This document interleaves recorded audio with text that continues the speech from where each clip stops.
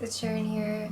I am currently in between vlogs and I just thought, why not take a moment to just sit down and have a little chat with you guys, share a few of this month's obsessions of mine, my fall essentials, I guess, like books, movies, music, my favorite perfume, or I guess more like favorite scent. Maybe it has to do with the fact that this season is my favorite, but the smallest things seem to be sparking like so much joy within me these days. So I just thought, why not share a few things? Maybe you could get some recommendations of your own, or this could remind you of some of the things that have been making you happy, have been cheering you up. And you know, it doesn't necessarily have to be materialistic things. I mean, not everything on this list is, so yeah, it could literally be your favorite song, or it could be a page from your book.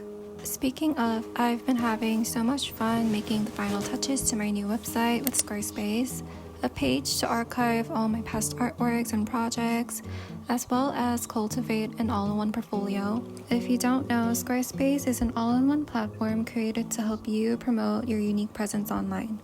Whether you're looking to sell products and services from your passion project, start an online portfolio like myself, or even a website for your business, Squarespace has so many beautiful templates and features to help you get started. With newsletters and membership access, crafting a professional, dedicated webpage has never felt easier.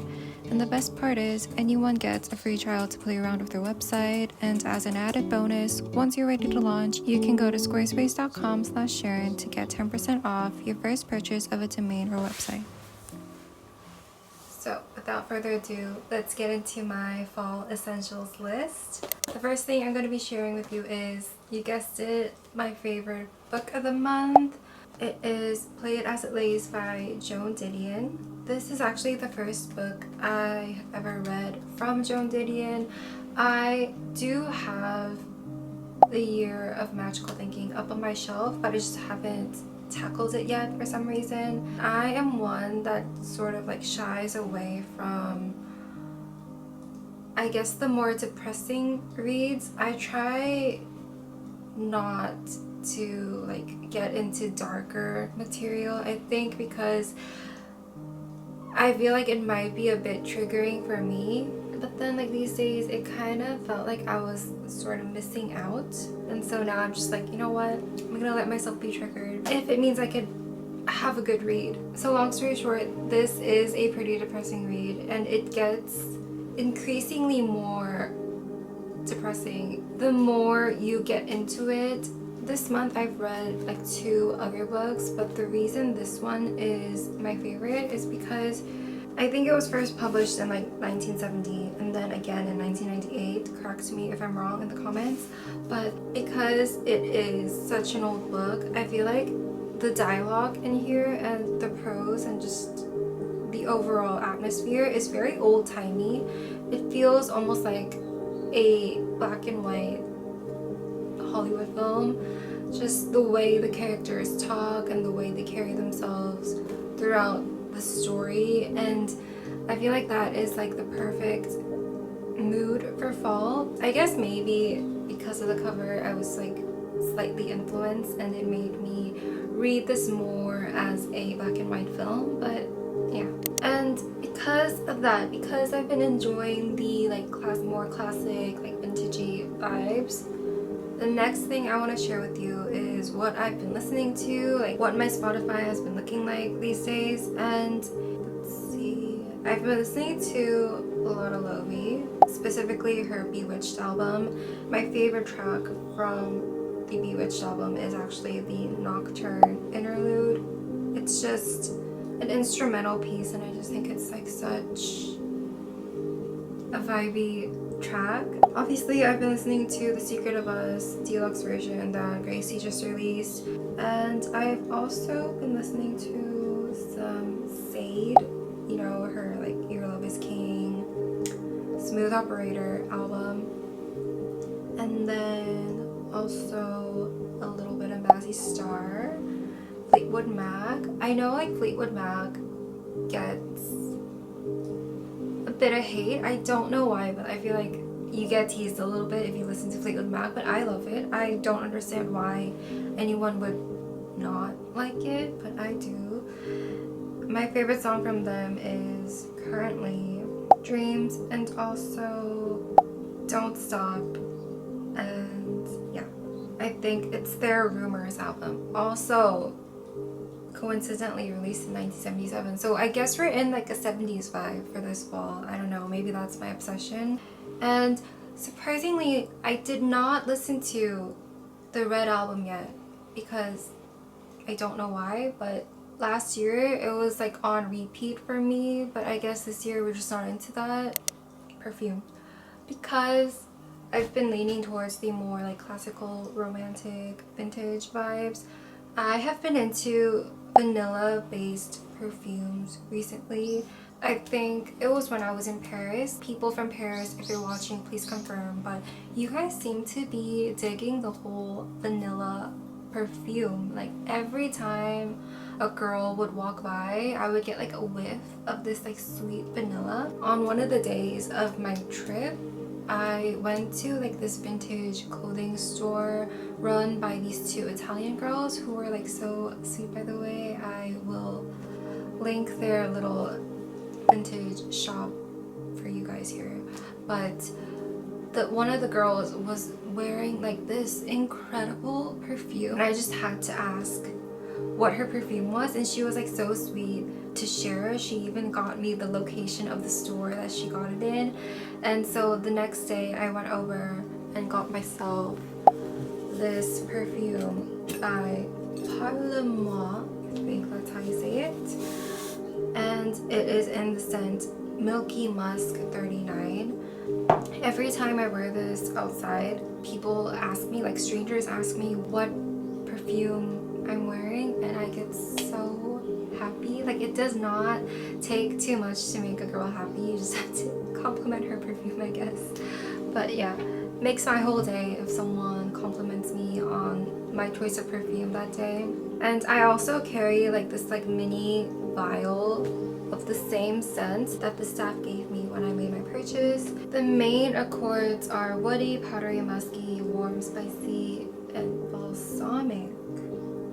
Apparently it also has like bits of coconut and fig in it. Maybe that's why it's giving it that sweet scent.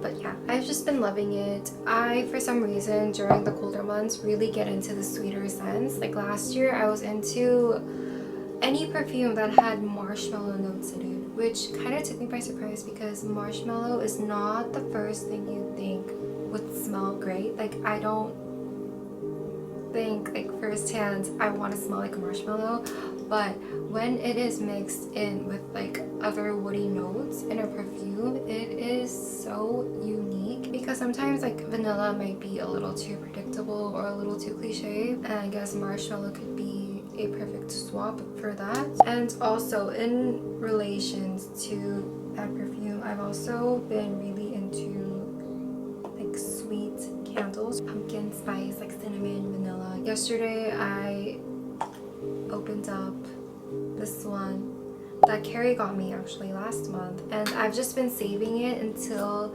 it got a bit colder like it is right now, and my entire house smells like pumpkin spice and I just love it. Thank you, Carrie, so much for gifting me this candle. I guess like I've been wanting to smell like a dessert for fall.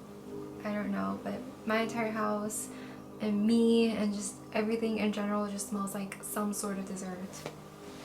Moving on from the perfume, but also continuing on from that classic vintage aesthetic, my fall styling inspo these days has just been essentially just the whole frazzled English woman aesthetic. I don't know why, but it just seems so charming and endearing to me. The whole Bridget Jones, Keira Knightley vibes, I guess. And yeah, so I've been digging a lot of like coat jackets, like brown coat jackets, brown suede jackets, and like scarves. I feel like dark like chocolate brown is such like a timeless classic color that really can't go wrong, and also it'll give like more cozy vibes compared to like black and gray. I know that like the all black, the all gray look is in right now because it's been like on trend ever since like the summer, like the office siren look. But I do think for fall that brown might be a more versatile choice. Another little obsession of mine this month has been taking photos with this digital camera, especially with the flash on. I just love how muted the colors are. I love how everything's just not too high definition, and there's like this little, like, I don't know, like this muted filter. This is the Lumix GX1. There are a couple that a lot of like fashion influencers seem to be using, but I do personally think that the model of the camera itself does not really matter. I feel like any like digital camera from back in the day could do the job. I definitely didn't have any hopes for this camera to begin with. I just didn't want to be spending like a couple $100s to buy like an old camera, so I just went digging through my aunt's house and found it. You don't need to buy the exact same model as the ones that, I don't know, your favorite like influencer, your favorite creator uses. I feel like any old like vintage camera from the 2000s will work. Honestly, like the most mundane objects and like the mundane settings, every silly photo has a story when taken with a camera, as opposed to the ones that are taken with your phone. Maybe it's like a grass is greener on the other side kind of situation, but yeah, I've just been loving my camera. Next, we are gonna segue into my favorite skincare slash makeup products recently, and the first I'm gonna share with you is this exfoliating toner by The Ordinary. I bought this originally in the summer to use after, you know, shaving like my bikini line, because girls who know will know I like did a little bit of digging on the internet and people recommended applying this like right after you shave, and it apparently it prevents ingrowns. And I'm guessing it's because it is an exfoliating toner. It gets rid of your dead skin cells and just prevents ingrowns, I guess. But I've also been using it to like sort of exfoliate the skin every now and then. It is like a great alternative to exfoliating scrubs, especially if you have slightly more sensitive skin like I do. Definitely less irritating, and it's definitely more manageable, less time consuming, because with scrubs, you know, you have to like wash it off and, you know, like leave it on for 30 minutes or whatever, but this, you could just grab a skin pad and just like wipe away. I don't know if this is like alcohol free or anything, so like if you can't use any products with alcohol, I would do some research before purchasing this. I think this is more like an October thing rather than a fall thing, but because October is like the month of like Halloween and like spooky vibes, I've been into applying my blush like right under like where your dark circles would be. Intentionally give myself like aesthetic dark circles. I guess like I'm into the whole paint Winona Ryder aesthetic these days, and so I've been applying this cream blusher by Cosmetics in the color Royal. And on top of that, I apply a powder blush also by Naming, and this shade is Toast. I've actually done the same thing today. I have never gotten tested for what my personal color is, and I don't think I ever will. I'm just gonna go about my life blindly, not knowing what my personal color is, and just, you know, wearing what I think works for me. But over the years, I feel like I've been leaning more towards like neutral rather than like warm or cold. I feel like I am neither. I just feel like I'm like in between somehow. So for like the people out there who also feel like they might be the same, like you feel like neither warm nor cool really suits you, then I highly suggest like mixing both warm and cool tones into your daily, like, I don't know, like style or your makeup. I really love mixed metals, and I also mix up tones for my daily makeup routines, and so I usually grab like a cool tones blush or like a cool tone shadow and apply it first, and then go over it with maybe like a warmer warmer shadow or a warmer tone, whatever. Yeah, these two have been my go-to blushes. I get that MAC might not be like the top tier like makeup cosmetic brand, but I really love that they have like such a wide range of shades, especially for the lipsticks. And my current favorite, or actually my all year round favorite, is Taupe by MAC, and I layer it with this new lip gloss I got by Isamea French. I love her little packaging. It has like a little piercing on the lid, but it is just a silver glittery lip gloss, and it just adds like a cool sheen over your lips.